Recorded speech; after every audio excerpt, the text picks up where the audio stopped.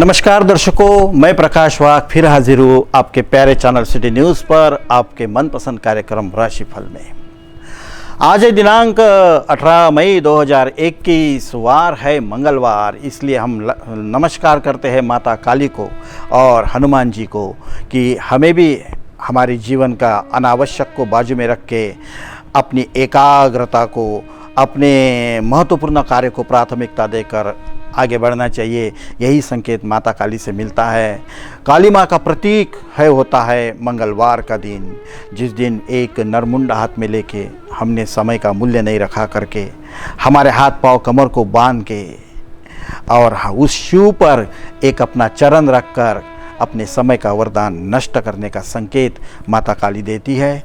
फिर वही हमारा जीवन में अच्छा समय कब आए, इसकी प्रतीक्षा हमें करती रहनी पड़ती है।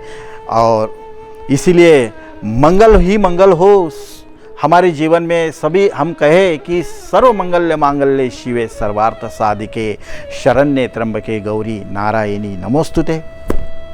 तो क्यों ना हो आज मंगलवार को इस पुष्य नक्षत्र पर वृद्धि योग तैतिल कर्म पर, और ख़ास बात है आज है श्री नृसिंह नवरात्रारंभ, गंगोत्पत्ति और गंगा पूजन भी आज। खासकर पता है जब नवरात्रि आती है तो नवरात्रि के 9वें दिन में अश्व का पूजन भी होता है। अश्व का पूजन नवरात्रि के 9वें दिन करना या हर नवमी को करना व्यक्ति के भीतर अपना गवाया हुआ बल वर्धन करने का, अपनी कमजोरियों को दूर करने का सुअवसर पाने का बहुत ही अच्छा योग होता है, बहुत ही अच्छा प्रयोग होता है।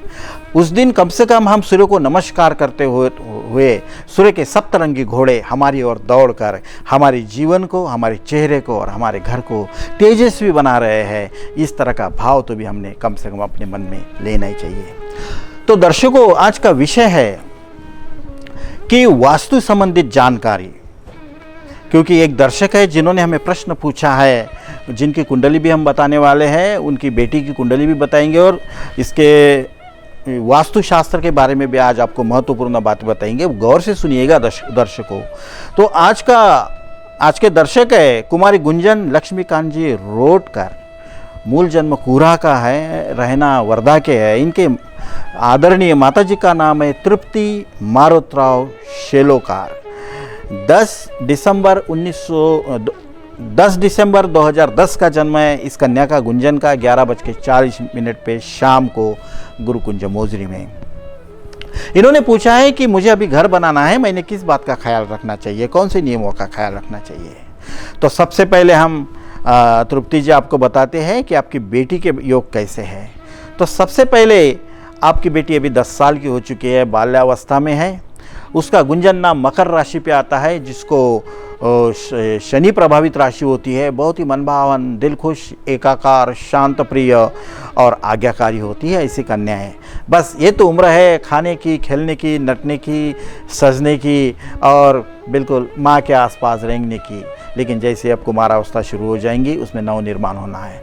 तो इस तरह का वातावरण आप घर में बनाइए, अपने स्वभाव में बनाइए, ताकि जिसका लाभ अनायास से हमारे बच्चों को हो जाए। यही तो शिक्षा होती है, यही तो पढ़ाई होती है, यही तो ज्ञान होता है। तो गुंजन आपके भाग्य में सुनिएगा तृप्ति जी, आप अपनी बच्ची को इस जन्म तारीख शनि प्रभावित राशि होने की वजह से 2 चीज़ें महत्वपूर्ण सिखानी चाहिए। अष्टम स्थान में जो चंद्रमा आया है इसके वजह से कि निरीक्षण क्या होता है। किसी भी विषय को देख के निरीक्षण करना, ये क्या है, काहे का है, किस लिए है, क्यों है, इसका मुझे क्या फ़ायदा है, दूसरों का क्या फ़ायदा है, समाज को क्या फ़ायदा है। इस बात के सवाल अगर हर व्यक्ति को लेके, वस्तु के लेके और परिस्थिति को लेकर आप करते हो तो आपकी निरीक्षक बुद्धि आपको बहुत ही अच्छा परीक्षक बनाएंगी, क्योंकि इसकी वजह से आपके बुध भी आपका बलवान हो जाएगा। इसी एक युक्ति से आपको बुध और चंद्र का पूरा लाभ इस कुंडली में मिलने वाला है।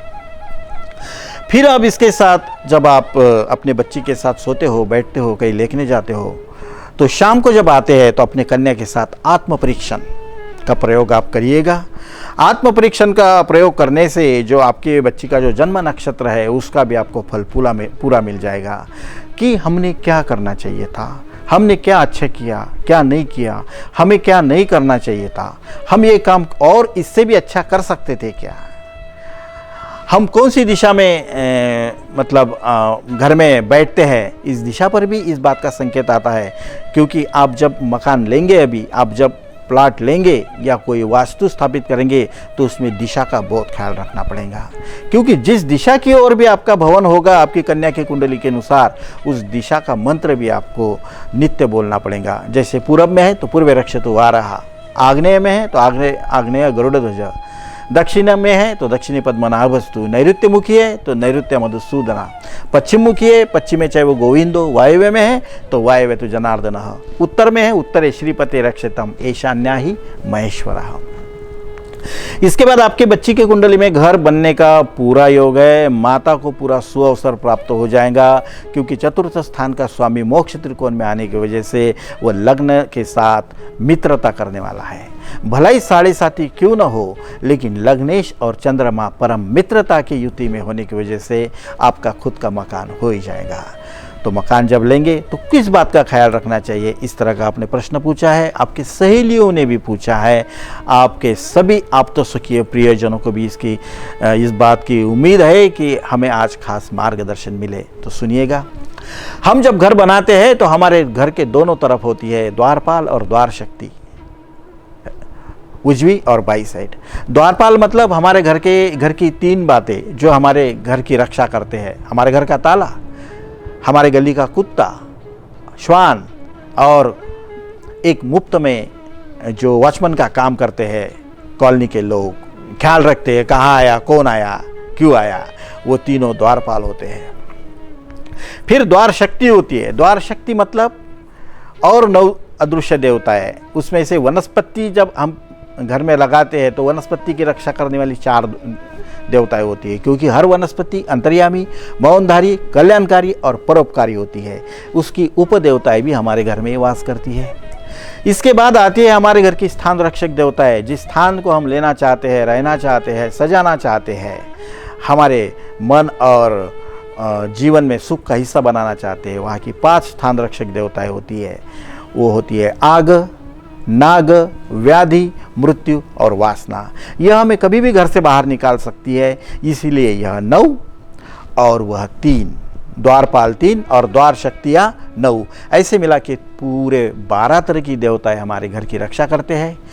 इनकी शरण में रहना, इनके आशीर्वाद में अगर आपको रहना है तो कुछ नियमों का पालन आपको तृप्ति जी करना पड़ेगा, क्योंकि आपकी बच्ची की कुंडली बहुत ही लाभदायी है, इसलिए यह योग आज आपको आया है। कभी भी घर बनाएंगे तो उसकी शुरुआत नैऋत्य दिशा से करना। अपने घर को उतना ही बनाइए कि उसको अधूरा न रखा जाए। अगर आप घर बनाते हो कि उसको अधूरा रखेंगे, सीढ़ियाँ बनाई, उसको रेलिंग नहीं बनाया, ऊपर का स्लैब बनाया, पैरापीट नहीं बनाया, तो निश्चित 3 महीने के भीतर विघ्न का योग बनेगा। घर बनाएंगे तो एक तो छोटा बनाइए, परिपूर्ण बनाए, बड़ा बनाए तो पूरा काम करे। अधूरा घर का काम छोड़ना बहुत ही दोषदायक है। उस घर में नुकसान होता है, आर्थिक और मानसिक तान भी रहता है, और व्यक्ति को उस घर में एकाकार होने का मौका नहीं मिलता। उसके अधूरेपन की चिंतन व्यक्ति के जीवन में पूर्णता नहीं आने देती। इसके बाद अपने घर में जब आप कमरे बनाएंगे तृप्ति जी, तो छोटे छोटे कमरे नहीं बनाएगा।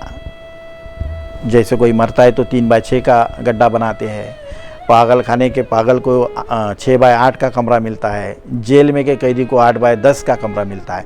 थोड़े बड़े कमरे ज़रूर बनाइएगा, चाहे बाथरूम क्यों न हो या कुछ क्यों न हो। आपका जीवन सुखमय, आनंदमय और शांतिमय बीतेगा। आपके मन में जो ख्वाब सजोए है, जो आपके अधूरेपन का जो भाग है, उसे पूर्ण रूप प्राप्त हो जाएगा। एक बहुत ही अलभ्य अवसरों का लाभ आपको प्राप्त हो जाएगा, और कहने को पड़ेगा कि ओम आत्म स्वरूपाय नमः। मैंने मेरे आत्मा के प्रभाव को देखा है, इस कार्यक्रम से मैंने समझा है। इसके अलावा भी और आपको कोई वास्तु से बारे में जानकारी चाहिए तो आपको ज़रूर मिल जाएंगे। उसके लिए आप हमसे संपर्क कर सकते हैं प्रत्यक्ष। हाँ, टॉयलेट का स्थान और किचन का स्थान एक ही दिशा में नहीं बनाइएगा, क्योंकि वो अपोजिट है। दोनों सेंटर्स हमारे अपोजिट होते हैं, इसीलिए हमारे टॉयलेट और हमारा किचन एक अपोजिट दिशा में ज़रूर आना चाहिए, ताकि आपको जीवन में स्वाद मिले, आस्वाद मिले, भाग्योदय के लिए सहायक आपकी मनस्थिति बने और आपको आपके कन्या के साथ सहजीवन जीने का, आने वाले भविष्य को उज्ज्वलता से देखने का योग प्राप्त हो। तो तृप्ति जी, आपके बेटी को आशीर्वाद और आपका भी अभिनंदन। कल होंगे आपसे फिर मुलाकात इसी कार्यक्रम में इसी वक्त। अगर आपको और कुछ पूछना है या इस कार्यक्रम में भविष्य किसी का जानना है तो आप संपर्क कर सकते हैं। शनिवार और रविवार को अमरावती में उपलब्ध रहते हैं, अपॉइंटमेंट पे मुलाकातें होती है। बाकी दिन नागपुर में सोमवार से शुक्रवार हम उपलब्ध होते हैं, हिंगना रोड पे वासुदेव नगर मेट्रो स्टेशन के पास, बब्बू होटल के पीछे, गाड़गे नगर में। तो दर्शकों, मैं प्रकाश वाक आप सभी से लेता हूँ अलविदा। हरिओम तत्सत।